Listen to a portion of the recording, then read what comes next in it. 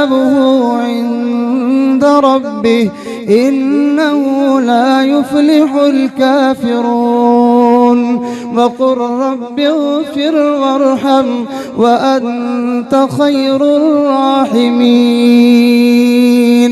अल्लाह के नबी मैंने ये पढ़ के दम लिया। अब जब उन्होंने ये बताया कि अल्लाह के नबी मैंने ये पढ़ के दम किया, अल्लाह के हबीब सल्लल्लाहु अलैहि वसल्लम ने इरशाद फरमाया, तुम जानते हो कि ये आयत कितनी अजमत वाली हैं? तुम्हें पता है कि ये आयत कितनी अजमत वाली हैं? अल्लाह के नबी आप इरशाद फरमाएं, आपने इरशाद फरमाया, अगर ये आयत पढ़ के तू किसी पहाड़ को कहता कि तू अपनी जगह छोड़, तो वो पहाड़ अपनी जगह छोड़ के चला जाता। कितनी अजीब बात है कि इतनी बरकतों वाले कुरान से हमने मुंह मोड़ लिया। अब परेशान हुए फिरते हैं और हम जाते कहाँ हैं? उन लोगों के पास चले जाते हैं अपनी परेशानियां दूर करवाने, कि जिनके पास जाने से इंसान का ईमान भी खतरे में पड़ जाता है। वो खुद भी नजस और नापाक और गंदे और गलत अकीदे वाले और गलत नजरिए रखने वाले लोग होते हैं, और हम उनके पास जाते हैं, वो हमें कोई ना कोई उल्टी मत दे देते हैं, और कुछ नहीं तो वो हमारे आपस में रिश्तेदारों के दरमियान इख्तिलाफात डाल देते हैं।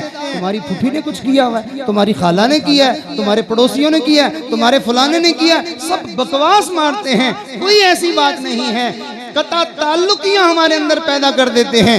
याद रखना, जो बंदा अपने रिश्तेदारों में कता ताल्लुकी करे, अल्लाह के महबूब की तरफ से ये फरमान है, अल्लाह उनके रिज़्क़ की बरकतों को खत्म कर देगा।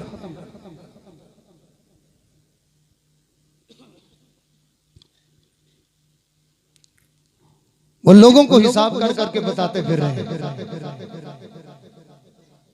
और उनको अपना हिसाब लगता नहीं। अगर वो इतने जोगे हैं कि हमारे बंद कारोबारों को चला रहे हैं, हमारी बिगड़ियां बना रहे हैं, तो उनको भला फुटपाथ पे बैठने की क्या जरूरत है? उनको भला टके टके के पीछे जो है यूं परेशान होने की क्या जरूरत है?